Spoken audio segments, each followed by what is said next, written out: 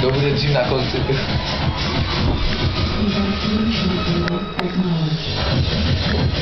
Tady moc to nejde přečíst, ale je to dobroučký chili.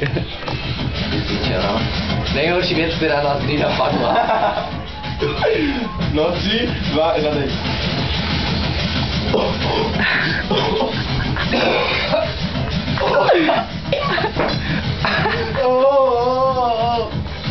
Hej.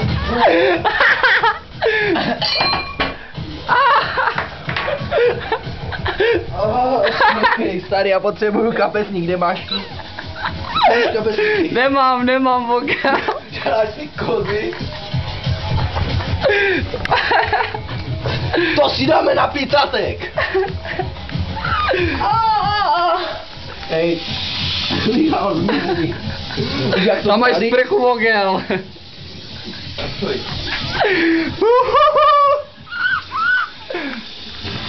Dobrý, je to smé, mám úplně zacpanou díru. Ukáž vogel? Úplně zacpaná díra, starý. Ukáž? Nic nejde vidět. Nic nejde vidět, víš to. Starý, moje oko.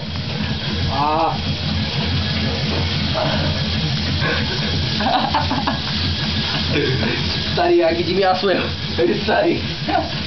Ukáž oko vogel. Musíš jít na denní světlo, tam rovno vidět. Jdem na denní světlo. Pokračuje pokus. Ale hoši, zůstalo vám toho ještě dost? Hej, starý.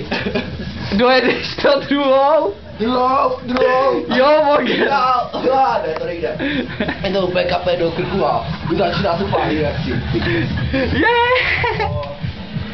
Jsem si říkal, s mě to nejde. Prý další člověk se nám jde ukázat na denní světlo. Jaké oči, pičo, jak je málo. Odemři to oko, pojď se na mě přímo. No potřebuji kapesník. Starý